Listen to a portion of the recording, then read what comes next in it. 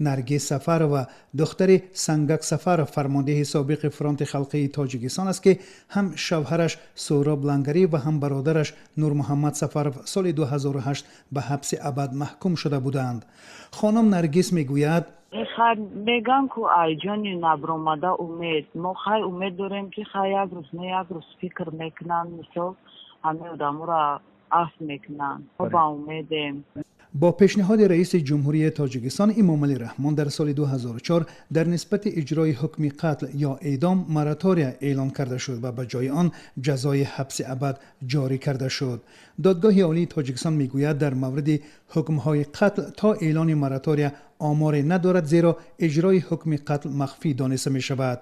به اطلاع سازمان مستقل عفو بین الملل یا امنستی اینترنشنال که مقرش در لندن است، مدت 6 ماه سال 2002 در تاجیکستان 29 نفر محکوم به اعدام شدند.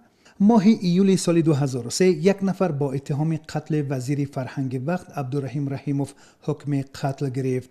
ماه پیشتر از آن برادران داوود و شیرعلی نظریف ها با جرم مشارکت در عمل سوء قصد به جان رئیس شهر وقت دوشنبه محمد سعید عبیدالله نیز به مرگ محکوم شدند. حکم آنها در حال به اجرا رسید که کمیسیون حقوق بشر سازمان ملل به تأخیر انداختن زمان اجرای آن را از حکومت تاجیکستان درخواست کرده بود.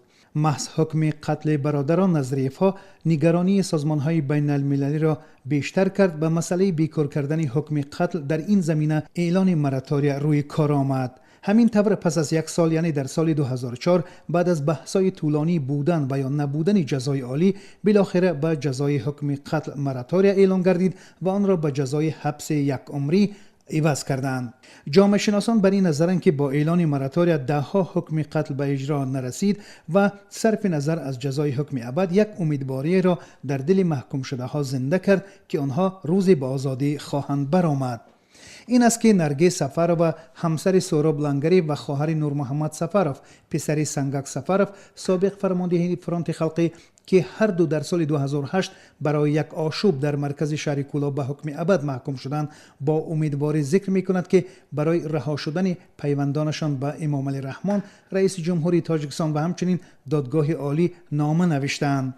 به گفته نرگس هرچند تا حال پاسخی در این زمینه دریافت نکردند، ولی باز هم امیدوارند که پیوندانشان عفو خواهند شد. همه قناویستیم، همه قچیز کردیم، موچم با بیچاره حرکت کرد، جنوب در برآمد، حتی که نامنویس کردن گرفتن جنوب، چون که همه ما ایسر میبینیم گفتن که ما نمیدون که همه بچه 3 ماه خدمت آمدن شد. در همین حال تاجیکستان با وجود اعلان مراتوریا هنوز حکم قتل را پرره بیکار نکرده است. این است که در حال حاضر در 11 ماده کودکس جنایی مورد عمل تاجیکستان جزای حکم قتل ذکر شده است. از جمله در ماده 59 جزای قتل، ماده 64 تعیین جزا برای جنایت ناتمام، ماده 138 تجاوز به ناموس، ماده 398 گنوسید، ماده 299 بیاتسید جزای حکم قتل ذکر گردیده است. تخمینا جورای و یک مسئول دفتر حقوق بشر و ریایی قانونمندی در تاجیکستان میگوید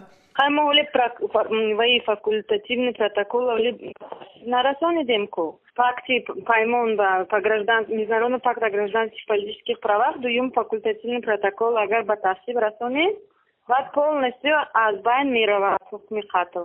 این است که نهادهای سازمان ملل متحد به تاجیکستان برای کاملا بیکار کردن حکم قتل بدون مراتوریا پیشنهادات ارائه کردند، اما فعلا مراتوریا موقتا اجرای حکم قتل را منع می‌کند. رانا رضایی و استاد دانشگاه دولتی شهر کولا میگوید در سال 2008 برادر او فرخ جان رضایف نیز برای آشوب معروف سهراب لنگری به حکم ابد محکوم شده است. به گفته وی محض وجود مراتوریا باعث شده است که برادرش زنده است و آنها در 8 ماه یک مرتبه باشد هم از حال او خبردار میشوند. در سند عفو بین المللی آمده است که تاجیکستان در سال 2011 به هیچ کس حکم قتل نداده و کسی را هم اعدام نکرده است.